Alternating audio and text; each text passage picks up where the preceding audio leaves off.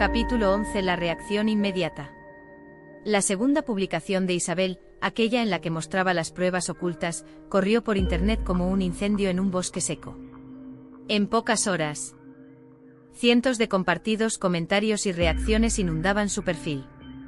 Lo que antes había sido una sospecha difusa ahora se transformaba en certezas palpables. Los mensajes de Javier, sus frases cargadas de desprecio y manipulación, los audios que revelaban un tono helado y cruel, todo estaba allí, al alcance de cualquiera. La reacción inmediata fue un torbellino. Para Isabel, compartido en los comentarios, se convertía en un hilo que la unía a una red invisible de resistencia. Pero no todo eran mensajes de apoyo. Los críticos y escépticos también aparecieron con rapidez. Esos comentarios la golpeaban, pero esta vez Isabel estaba preparada. En lugar de derrumbarse, respiraba hondo y recordaba que su objetivo no era convencer a todos, sino mostrar la verdad. Respondía con calma a algunos. Aguanté porque tenía miedo.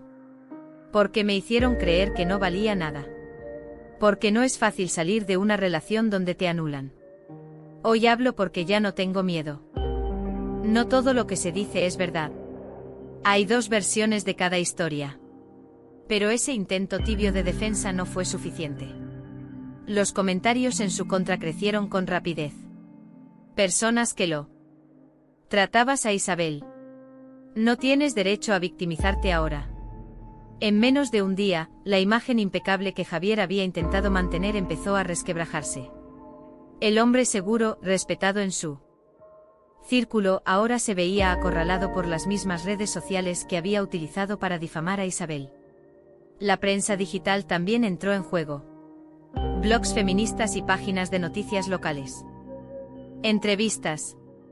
Al principio dudó.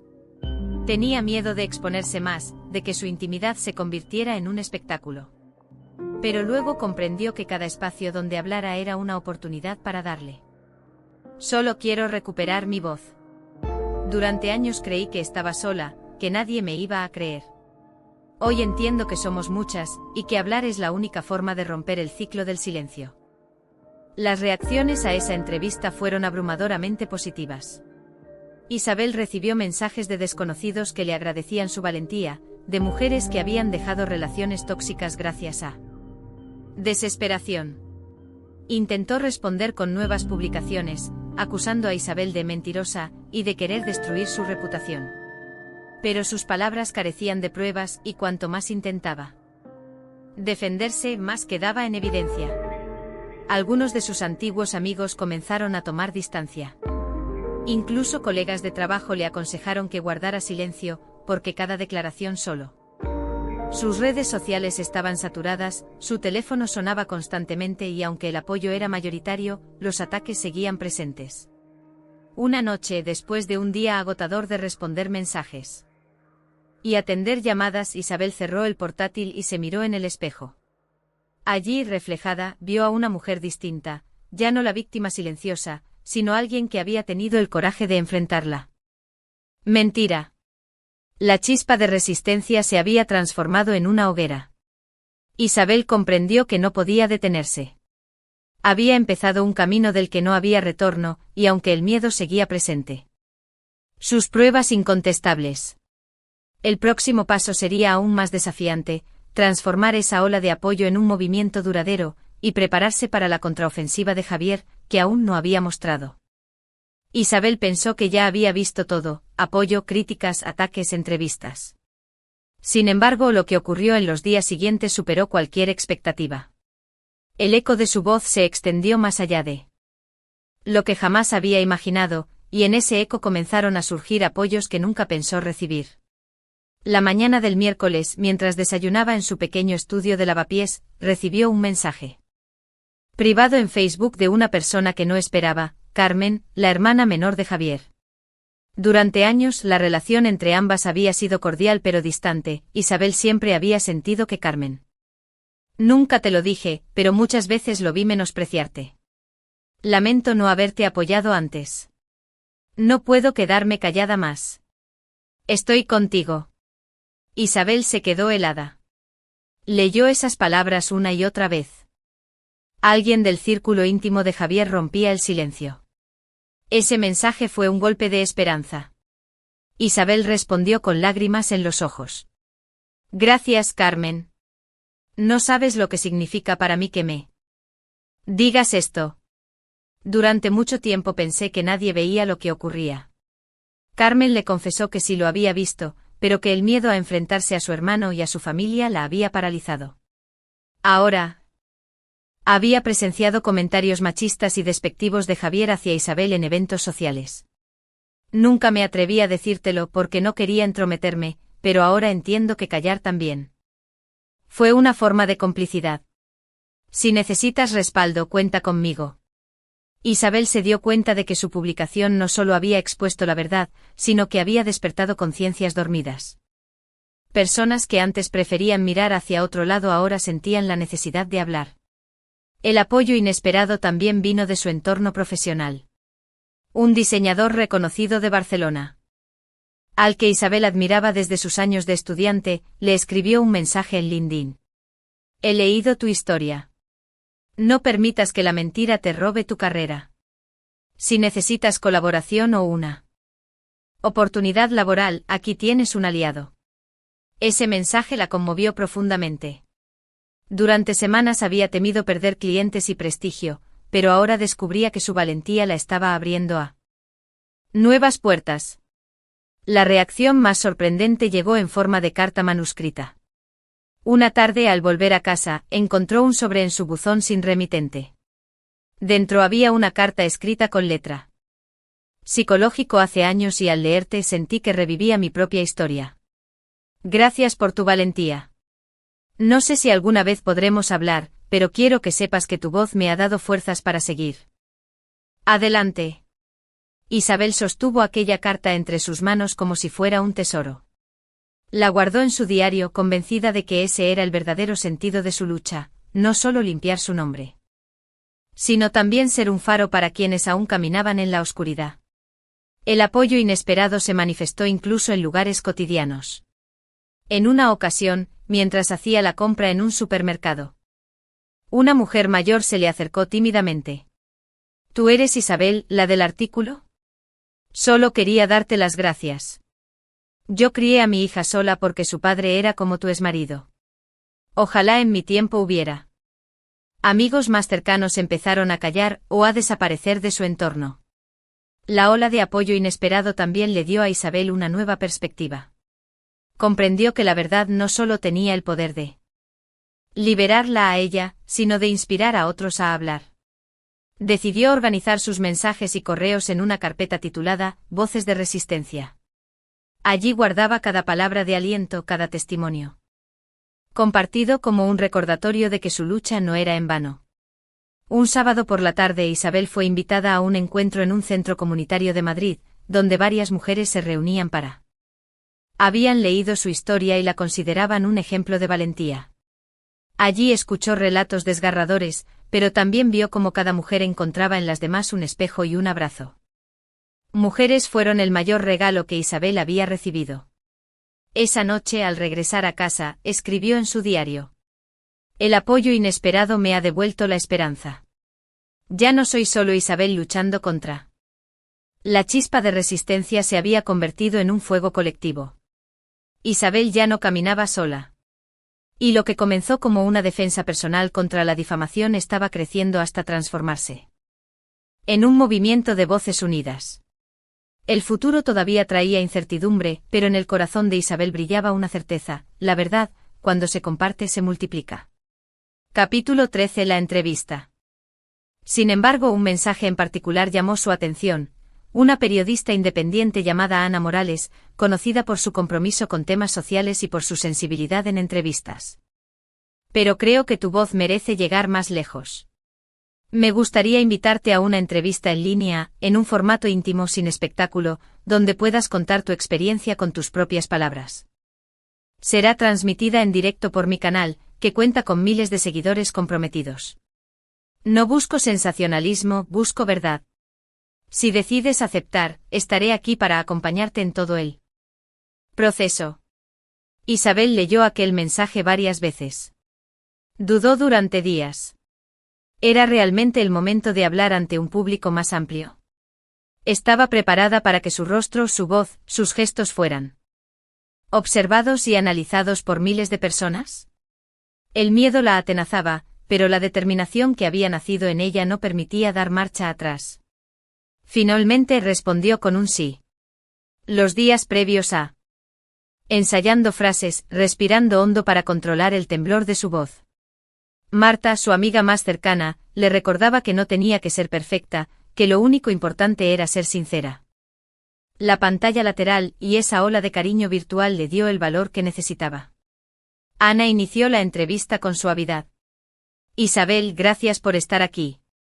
Sabemos que no es fácil hablar de lo que has vivido. ¿Por qué decidiste romper el silencio? Isabel respiró hondo y comenzó. Porque me cansé de vivir en la sombra de las mentiras. Durante años soporté la indiferencia, la manipulación y la fluidez. Las palabras brotaban desde lo más profundo, cargadas de emoción, pero también de firmeza. Ana escuchaba con atención, sin interrumpir, permitiendo que Isabel marcara el ritmo de la publicación de las pruebas. Isabel mostró fragmentos de su diario en cámara, leyó algunos mensajes humillantes que había recibido y compartió los audios en los que Javier intentaba borrarla con palabras frías y crueles. En el chat en vivo miles de espectadores reaccionaban con indignación. Esto es violencia real, aunque no deje golpes. ¡Qué valiente eres, Isabel! Gracias por abrirlos. Pero también liberación. Cada mensaje, cada audio que compartí, era una carga que llevaba en silencio. Al mostrarlos me quité un peso enorme. Era como decir, aquí está la verdad, mírenla ustedes. Personas que pensé que nunca me creerían se pusieron de mi lado. Incluso la hermana de Javier me escribió para decirme que siempre había visto lo que pasaba. Eso me dio fuerzas para seguir adelante. Al escuchar esto, los comentarios en el chat explotaron con corazones y aplausos virtuales. La parte final de la entrevista fue la más poderosa. Ana le pidió a Isabel que dirigiera un mensaje a todas aquellas personas que estaban viviendo en silencio lo que ella había vivido. Isabel miró directamente a la cámara y dijo: Quiero hablarles a las mujeres que ahora mismo sienten que nadie las. Cerró la entrevista agradeciéndole por su valentía. Cuando la transmisión terminó, Isabel se desplomó en la silla. Había sido un torbellino de emociones, pero también un triunfo personal. Ana la abrazó y le susurró: Acabas de hacer historia, Isabel. Al volver a casa esa noche, Isabel abrió su ordenador y vio que la entrevista ya acumulaba miles de visualizaciones. En su bandeja de entrada había decenas de mensajes de agradecimiento, testimonios de mujeres que decidían contar sus propias historias después de escucharla. Una de ellas escribió: Hoy, gracias a ti. Por primera vez en mucho tiempo, Isabel durmió en paz. Había dado un paso gigante hacia la libertad. Capítulo 14: La caída de la máscara. La entrevista en línea había marcado un punto de no retorno. Replicaron sus palabras y varios medios comenzaron a citar sus frases más contundentes. Sin embargo, en paralelo, la presión sobre Javier se intensificó. Durante años había construido la imagen de hombre respetable, trabajador ejemplar y esposo engañado. Esa máscara empezaba a resquebrajarse, y lo sabía. El mismo día siguiente de la entrevista, Javier reaccionó en sus redes sociales. Publicó un vídeo grabado en su despacho con gesto serio y voz impostada. Lo que se está diciendo de mí no es cierto. Isabel está manipulando la realidad para victimizarse. Sí, tuvimos problemas. Como cualquier pareja, pero jamás ejercí violencia contra ella. Las pruebas que muestra están sacadas de contexto. El vídeo duraba apenas 5 minutos, pero fue suficiente para generar una avalancha de comentarios. Algunos, todavía leales, lo defendieron. Te creemos, Javier. Las discusiones de pareja no deberían ventilarse en público. Pero la mayoría lo cuestionó duramente. Portal mientras Javier salía con indiferencia. Poco a poco, las piezas encajaban y el relato de Javier perdía credibilidad. Isabel observaba todo con una mezcla de angustia y alivio. No había respondido directamente al vídeo de Javier. Había aprendido que a veces el silencio era más elocuente que 1000 palabras. Sus pruebas seguían circulando, su entrevista seguía siendo compartida y cada intento de Javier por desacreditarla parecía hundirlo más. La caída de la máscara se aceleró cuando un periodista de investigación publicó un reportaje titulado La otra cara de Javier Gutiérrez. En él se recogían testimonios de colegas, vecinos y hasta de un primo lejano, todos coincidiendo en señalar un patrón: Javier era encantador en público pero arrogante y cruel en privado. El artículo incluía también análisis de expertos en psicología que explicaban cómo la violencia psicológica se esconde tras la fachada de normalidad y cómo las víctimas suelen ser desacreditadas con el argumento del exageras o está fuera de contexto. La publicación fue un golpe devastador para Javier. Durante años había sido considerado un hombre ejemplar en su entorno. Allí, con voz temblorosa, trató de mostrarse como víctima de una campaña en su contra. Estoy siendo linchado mediáticamente. Isabel quiere destruirme porque no aceptó que nuestro matrimonio fracasara. Pero la entrevistadora, lejos de suavizar sus palabras, le preguntó directamente: ¿cómo explica entonces los mensajes y audios en los que usted mismo dice, nadie te va a creer nunca? Justicia. La caída de la máscara de Javier también tuvo consecuencias en su entorno familiar. Carmen, su hermana, que ya había manifestado apoyo a Isabel, decidió dar un paso más, escribió una carta pública donde confirmaba haber presenciado actitudes de desprecio hacia Isabel y donde criticaba el silencio cómplice de parte de la familia. Esa carta circuló ampliamente y fue otro clavo en él. Pero lo que recibió fueron preguntas incómodas y miradas de reproche. Uno de ellos, cansado de escucharlo quejarse, le dijo: «Basta, Javier. Todos vimos cómo tratabas a Isabel. No somos tontos. Se acabó». Aquella frase, dicha frente a quienes alguna vez fueron su círculo más cercano, fue un golpe demoledor. Javier salió del lugar visiblemente alterado, con la certeza de que su poder de manipulación ya no funcionaba. Isabel, al enterarse de ese episodio, sintió que algo dentro de ella se liberaba definitivamente. Durante años había temido que nadie le creyera, que la imagen impecable de Javier fuera imbatible. Ahora comprobaba que la verdad, cuando se muestra con pruebas y firmeza, tiene la capacidad de derribar cualquier máscara, por más perfecta que parezca. Esa noche escribió en su diario: «Hoy comprendí que la justicia social existe. No siempre llega en tribunales ni con sentencias, a veces llega con la verdad expuesta y la caída de la máscara del agresor. Javier ya no es el hombre intocable que me hizo creer que era. Hoy es simplemente lo que siempre fue, un manipulador desenmascarado». Con la caída de la máscara de Javier, Isabel sintió que había recuperado no solo su voz, sino también su dignidad. Y aunque sabía que aún quedaban batallas por enfrentar, ya no tenía miedo. Porque había descubierto algo esencial, la verdad. Una vez revelada, nunca vuelve a esconderse. Capítulo 15. La voz de los testigos.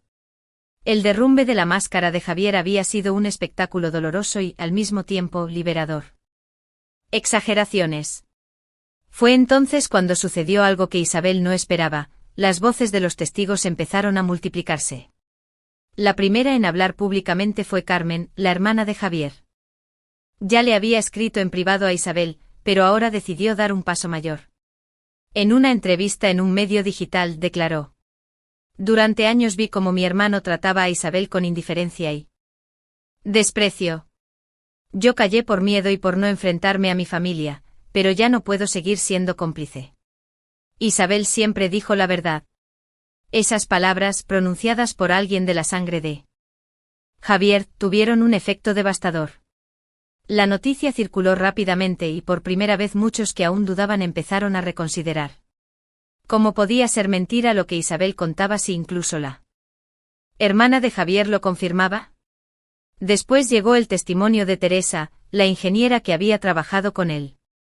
En una reunión en su empresa, decidió hablar abiertamente ante sus colegas. «No es la primera vez que escucho a Javier humillar a su esposa en público. Recuerdo un almuerzo en el que Isabel comentó un logro laboral y él la interrumpió para decir: «Eso no es nada». En redes sociales La indignación creció. Isabel lo leyó con lágrimas en los ojos. No estaba loca, no había inventado nada. Otros también habían visto y escuchado. El efecto dominó continuó. Una vecina del antiguo edificio de Atocha escribió un largo post en Facebook. Vi demasiadas veces a Isabel llorando en el portal. La saludaba, pero no me atrevía a preguntar qué pasaba. Una vez escuché a Javier decirle en voz baja, no vales nada. No puedo olvidar esa escena. Hoy quiero pedirle perdón a Isabel por no haber hecho más. El post se volvió viral. Los comentarios se llenaron de mensajes de apoyo y de reproches hacia quienes habían callado durante tanto tiempo. Incluso un amigo de juventud de Javier decidió romper el silencio. Lo contactó un periodista y, bajo su nombre real, contó: Javier siempre tuvo esa doble cara. Con los demás era simpático, pero en privado podía ser cruel. Recuerdo que una vez, en una reunión, dijo delante de varios que Isabel sentía alivio, por fin había pruebas externas de que lo que vivió no era producto de su imaginación. Por otro, sentía tristeza al comprender que tanta gente había visto algo y no había hecho nada. En su diario escribió: durante años me creí invisible. Hoy descubro que no lo era, muchos lo vieron, muchos lo oyeron. Pero eligieron callar. Me duele, pero también me reconforta saber que ahora ya. Hoy lo recuerdo con claridad. El auditorio estalló en murmullos y luego en aplausos. Cada nuevo testimonio era un ladrillo más en la pared de verdad que se levantaba frente a las mentiras de Javier. Pero sus palabras ya no tenían la misma fuerza. Cada vez que hablaba aparecía un nuevo testigo para contradecirlo. Su máscara ya no solo estaba caída, estaba hecha pedazos. Isabel, en cambio, comenzaba a caminar erguida. Ya no necesitaba defenderse sola, las voces de los testigos hablaban por ella. Cada persona que confirmaba lo ocurrido era una prueba viva de que su historia era cierta. De que la violencia psicológica no siempre se ve, pero si se escucha, se percibe, deja huellas en quienes rodean a la víctima. Esa noche, después del foro, Isabel caminó por la gran vía iluminada y, a salir de la sombra. En su diario escribió: hoy escuché a los testigos hablar. Hoy confirmé que mi dolor no fue invisible. Hoy sé que la verdad tiene ojos, oídos y memoria. Y aunque me duele que callaran antes, agradezco que ahora, por fin, hablen. Porque con cada voz que se suma, mi verdad se vuelve más fuerte y su mentira más débil. La voz de los testigos no solo reforzó la credibilidad definitiva en el muro de mentiras que Javier había levantado.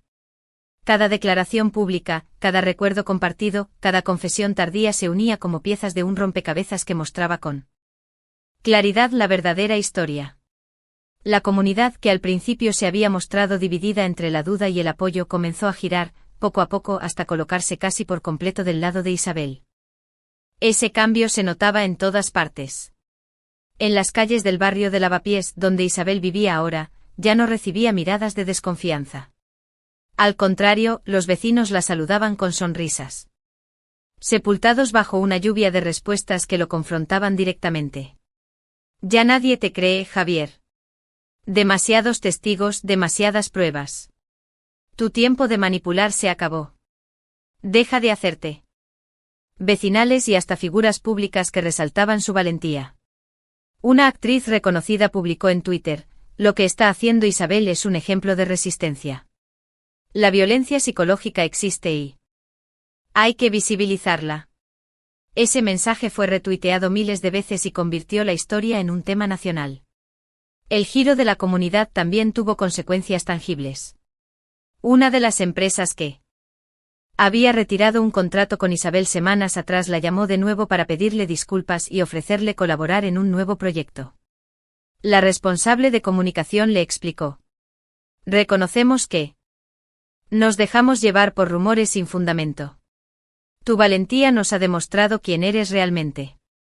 Queremos trabajar contigo. Isabel, aunque dudó en aceptar por el dolor que esa retirada inicial le comenzaron a alejarse de él. En reuniones, lo evitaban. Algunos incluso lo confrontaron directamente. No podemos seguir apoyándote, Javier. Todo lo que sale a la luz te deja en evidencia. Dudado de Isabel, ahora se volcaba en gestos de solidaridad. Una tarde, mientras paseaba por el Parque del Retiro, una joven se le acercó con timidez y le dijo: «Gracias por hablar». La dignidad, como Isabel cambió la narrativa, inundaban los portales de noticias. En los programas de tertulia, donde antes se debatía si Isabel decía la verdad o no, ahora se discutía sobre la gravedad de la violencia psicológica y la necesidad de reconocerla social y legalmente. Incluso en la familia de Isabel, donde algunos habían dudado, el cambio era evidente. Su tía, aquella que en un almuerzo insinuó que algo habría hecho Isabel, la llamó por teléfono para pedirle perdón. «Me equivoqué. Dejé que las palabras de Javier me confundieran. Ahora sé que siempre». Llegando a todos. El giro de la comunidad fue tan contundente que incluso en el trabajo de Javier comenzaron a tomar medidas. Sus superiores preocupados por la reputación de la empresa. Para Isabel, todo esto era una mezcla de alivio y vértigo. Alivio porque al fin el peso de las dudas comenzaba a desaparecer. Vértigo porque comprendía que su vida nunca volvería a ser la misma. Después de meses de dolor, aislamiento y difamación, al fin sentía que el viento soplaba a su favor. Javier estaba cada vez más solo, y ella había recuperado algo que creía perdido para siempre. La credibilidad. Sin embargo, Isabel sabía que el reconocimiento social no bastaba. La herida que llevaba dentro seguía abierta. Era momento de reconstruirse, de recogerse pieza por pieza y volver a levantarse como una mujer renovada. La reconstrucción no comenzó de manera grandiosa, sino en los detalles más pequeños. Cada mañana, Isabel retomaba la rutina de preparar café mientras abría las ventanas de su estudio en Lavapiés. El aire fresco de Madrid, acompañado del bullicio lejano de la ciudad, le recordaba que estaba viva, que tenía derecho a una vida en calma. Durante mucho tiempo, el simple acto de abrir una ventana había sido automático, ahora era un ritual de libertad. Una de las primeras cosas que decidió hacer fue reorganizar su espacio. Durante días se dedicó a redecorar. Cada cambio en el espacio físico era también un cambio interno. Isabel sentía que ese lugar dejaba de ser un refugio temporal para convertirse en un verdadero hogar. En el ámbito profesional, también comenzó a reconstruirse. El apoyo inesperado de un diseñador reconocido en Barcelona la motivó a aceptar colaboraciones que antes le parecían imposibles. Con esfuerzo, retomó proyectos cancelados y consiguió nuevos clientes que se acercaban a ella no solo por su talento, sino también porque admiraban su valentía. Recibir mensajes como «queremos que diseñes nuestra campaña porque». De pronto, mientras trabajaba, se encontraba reviviendo los audios de Javier, las frases humillantes, los silencios cargados de desprecio. En esas noches difíciles el insomnio volvía. Y la soledad se hacía presente. Pero Isabel ya no se hundía. Había aprendido a reconocer esos momentos como parte del proceso. En lugar de castigarse, se permitía llorar, escribir en su diario y recordarse, es normal tener cicatrices. Lo importante es no dejar que sangren para siempre. La terapia también se convirtió en una pieza clave. Isabel decidió buscar ayuda profesional y acudió a una psicóloga especializada en violencia de género. En las primeras sesiones se enfrentó a un dolor crudo, reviviendo escenas que todavía la estremecían. Pero poco a poco esas conversaciones le ayudaron a entender que no era culpable, que su resistencia había sido heroica y que su decisión de hablar había sido un acto de amor propio. En una de esas sesiones, la psicóloga le dijo: «Isabel, lo más valioso que has hecho no ha sido publicar pruebas ni enfrentar a Javier. Lo más valioso ha sido rescatarte a ti misma de su sombra». Esas palabras se quedaron grabadas en su mente como un mantra. La reconstrucción también se reflejó en su círculo social. Muchas amigas que antes se habían distanciado regresaron pidiendo perdón por haber dudado. Algunas lo hicieron con gestos tímidos. Otras con abrazos sinceros. Isabel, aunque dolida por la ausencia en sus peores momentos, eligió perdonar. Entendió que el miedo y la manipulación habían hecho su parte, y que ahora lo importante era que siempre había sido su refugio, se transformó en su motor. Isabel empezó a pintar de nuevo, pero sus cuadros ya no eran oscuros ni grises. Ahora usaba colores intensos, llenos de fuerza. Rojos apasionados, amarillos brillantes, azules que evocaban libertad. Uno de esos cuadros lo tituló Renacer, y cuando lo compartió en sus redes, decenas de mujeres comentaron que se sentían identificadas. Con el tiempo Isabel fue invitada a exponer algunas de esas obras en un pequeño centro cultural de Madrid.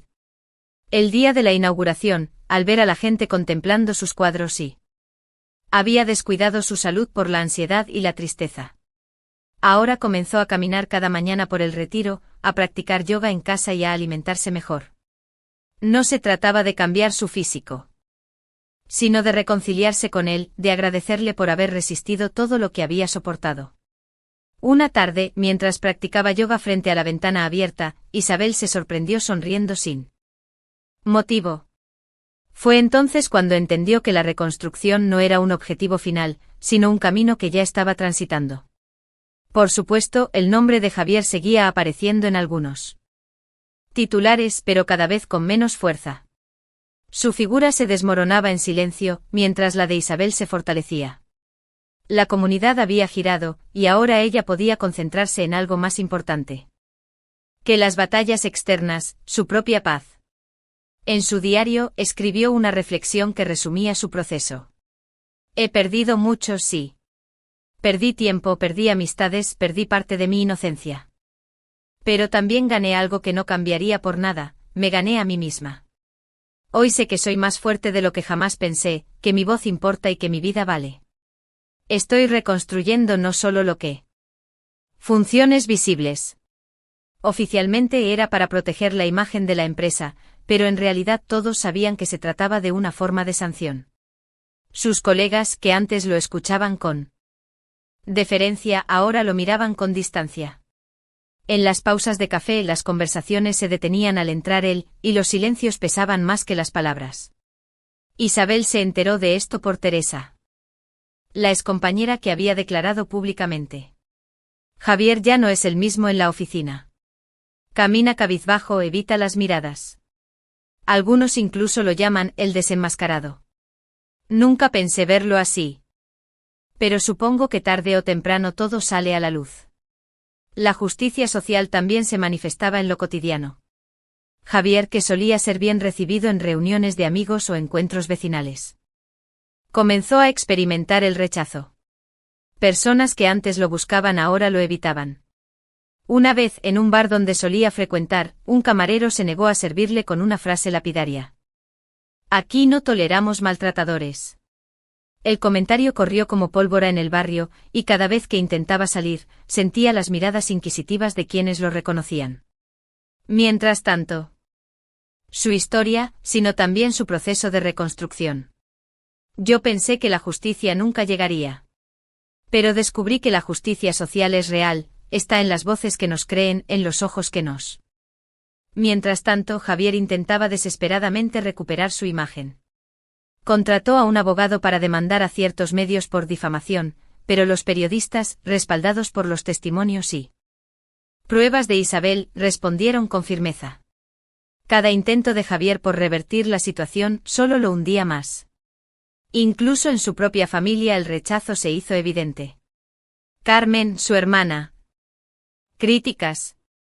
Frases como no más silencio o estamos con Isabel se repetían una y otra vez. Algunos hashtags se volvieron tendencia, almohadilla la verdad de Isabel, almohadilla no al maltrato psicológico, almohadilla justicia social. Isabel observaba todo con una mezcla de sorpresa y humildad. Nunca había buscado convertirse en símbolo, pero entendía que su caso había traspasado lo personal. Una tarde, mientras revisaba su correo, encontró un mensaje de una joven estudiante de psicología. Gracias a ti decidí enfocar mi carrera en ayudar a víctimas de violencia psicológica. Tu historia me ha abierto los ojos. Ese mensaje la emocionó profundamente. Comprendió que su lucha estaba generando cambios más allá de su propia vida. La caída social de Javier, en cambio, fue cada vez más dura. Las amistades lo abandonaban, las oportunidades laborales se reducían, y hasta en los espacios donde antes era respetado, ahora era señalado. Se decía que incluso había considerado mudarse de Madrid para escapar de la presión social. Isabel, en su diario, reflexionó sobre esa paradoja. Él intentó destruirme con rumores, y ahora vive atrapado en su propia mentira. La justicia social no devuelve los años perdidos, pero me da la certeza de que mi voz ha tenido un efecto. No necesito verlo sufrir, me basta con saber que la verdad se abrió camino. La justicia social no era perfecta ni sustituía la justicia legal, pero Isabel comprendió que ya había ganado algo invaluable, el respeto de la comunidad, la dignidad recuperada y la certeza de que jamás volvería a ser silenciada. Al caminar por la Plaza Mayor una tarde observó a grupos de personas riendo, disfrutando, viviendo. Y por primera vez en años, se permitió sentirse parte de ese mundo. Su historia no la definía como víctima. Solo recuperé mi vida, sino que también contribuí a cambiar algo en los demás. Y eso, para mí, es la mayor victoria. Isabel había cerrado un círculo, del silencio al dolor, del dolor a la empezar a reconstruir su vida.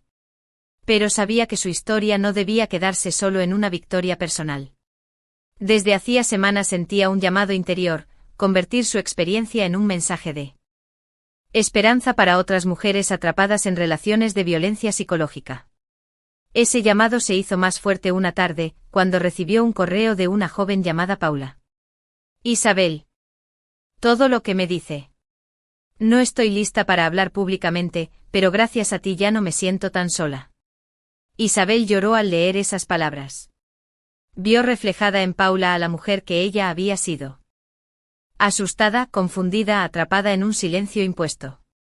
Comprendió entonces que su misión era clara, usar su voz no solo para defenderse, sino para abrir camino a otras. Comenzó poco a poco. En sus redes sociales, además de compartir arte y proyectos de diseño, empezó a escribir mensajes dirigidos explícitamente a mujeres que sufrían violencia psicológica. Publicaba frases como: si te hacen sentir que exageras, recuerda, tus sentimientos son válidos. No estás sola. Hay más mujeres viviendo lo que tú vives, y juntas podemos romper el silencio. Guardar pruebas no es obsesión, es protección. Esos mensajes recibían cientos de comentarios y compartidos. Muchas mujeres le escribían en privado para contar sus historias. Isabel se esforzaba en responder a cada una que la había apoyado. Creó una serie de encuentros virtuales bajo el nombre Voces que Resisten. Eran reuniones por videollamada, abiertas a cualquier mujer que quisiera compartir su experiencia o simplemente escuchar. La primera sesión fue íntima, apenas 10 mujeres. Algunas hablaban con timidez, otras lloraban al recordar episodios de manipulación, indiferencia o control económico. Están aquí. Eso ya es un acto de valentía. Con el tiempo, las sesiones crecieron. Decenas de mujeres se conectaban desde distintas ciudades de España e incluso desde América Latina. Isabel entendió que la violencia psicológica no conocía fronteras, que era una herida común que necesitaba voces valientes para cicatrizar. Su mensaje se expandió más allá de esos encuentros. Un día fue invitada a dar una charla en una universidad madrileña, frente a un auditorio lleno de jóvenes estudiantes. Allí habló no solo de su historia, sino también de las señales de la violencia psicológica, de la importancia de reconocerla y de la necesidad de apoyarse mutuamente. No esperen a que el dolor las haga sentir invisibles. Hablen, aunque sea en un diario, aunque sea a una amiga, aunque sea en voz baja. Cada palabra dicha es una grieta en el muro del silencio. Los aplausos resonaron con fuerza. Varias estudiantes se acercaron después para abrazarla y agradecerle. Maltrato. Lo tituló provisionalmente De las sombras a la voz. En las páginas iniciales escribió: este libro no es solo mi historia. Es la historia de todas las mujeres que han sentido que no valen nada porque alguien se lo repitió hasta hacerlo creíble. Aquí no van a encontrar venganza, sino resistencia. No encontrarán odio, sino esperanza. Mientras avanzaba en ese proyecto, Isabel seguía recibiendo mensajes que la llenaban de fuerza. Algunos eran cortos como, gracias por existir, otros más extensos, donde mujeres relataban procesos de separación inspirados en su Hablar. Y si yo pude hacerlo, ustedes también pueden. La reconstrucción de Isabel alcanzaba así una dimensión colectiva. Ya no era solo ella recuperando su voz, era una cadena de voces que resonaban juntas. En su diario escribió una reflexión que resumía su sentir. Durante años creí que mi silencio era protección. Hoy sé que hablar es la verdadera protección, no solo para mí, sino para todas. Mi mensaje a las mujeres no es que me admiren, sino que se reconozcan en mí y se atrevan a dar un paso, aunque sea pequeño, hacia su libertad. El mensaje a otras mujeres era, en el fondo, un mensaje a la Isabel del pasado, aquella mujer que lloraba en silencio, que dudaba de sí misma, que pensaba que estaba exagerando. Era decirle, lo lograste. Y ahora ayudas a otras a lograrlo. También. La justicia social había dado sus frutos, pero el legado más importante de Isabel era este, haber transformado el dolor en un mensaje que iluminaba el camino de muchas. Capítulo 21. Cerrojo sino una herida que por fin cicatrizaba. Se levantó de la mesa de trabajo, apagó la lámpara y miró por la ventana de su estudio en Lavapiés. Las luces de Madrid titilaban como estrellas. Libro salió a la luz, las presentaciones se llenaron de gente. Mujeres, hombres, jóvenes y mayores se acercaban a escucharla, a pedirle un autógrafo, a compartir sus propias historias. Isabel. Al firmar cada ejemplar, escribía un mensaje personal, tu voz importa. No dejes que nadie la apague. La recepción fue tan positiva que pronto la invitaron a conferencias en otras ciudades. Isabel viajó a Barcelona, Sevilla, Bilbao. Cada lugar era un nuevo espacio de encuentro, donde descubría que su experiencia tenía resonancia en contextos diversos. Lo que había empezado como una batalla individual se había convertido en un movimiento de conciencia colectiva. El ocaso de Javier. Mientras Isabel avanzaba en su nueva vida, Javier quedaba cada vez más relegado al olvido. Sus intentos por defenderse ya no encontraban eco. Los amigos lo habían abandonado, la familia lo había confrontado y en el trabajo solo conservaba un puesto menor, sin relevancia. La comunidad ya no lo veía como un hombre respetable, sino como un símbolo de lo que debía ser señalado y rechazado. Isabel no celebraba su caída con odio, más bien lo observaba con distancia, como quien mira una sombra que ya no puede hacer daño. En su diario escribió: no necesito que Javier sufra para sentirme en paz. Mi justicia es mi libertad, mi vida recuperada. Él ya no tiene poder sobre mí. La plenitud de la libertad. El mayor logro de Isabel no fue la justicia social ni la publicación de su libro, sino la sensación íntima de libertad. Ya no temía mirar hacia adelante. Ya no dudaba de su valor, ya no permitía que la manipulación definiera sus pasos. Un domingo por la mañana, mientras desayunaba en una terraza soleada de la Plaza Mayor, Isabel levantó la vista y vio. Solo huir de las cadenas, sino atreverse a volar. Epílogo de esperanza. La vida de Isabel se convirtió en un faro para muchas. Su historia se contaba en charlas, en aulas universitarias. En conversaciones entre amigas. Ella nunca buscó ser un ejemplo, pero aceptó con humildad que lo era. Cada vez que alguien le agradecía, respondía con la misma frase. No me den las gracias a mí. Den las gracias a ustedes mismas por escuchar, por creer, por hablar.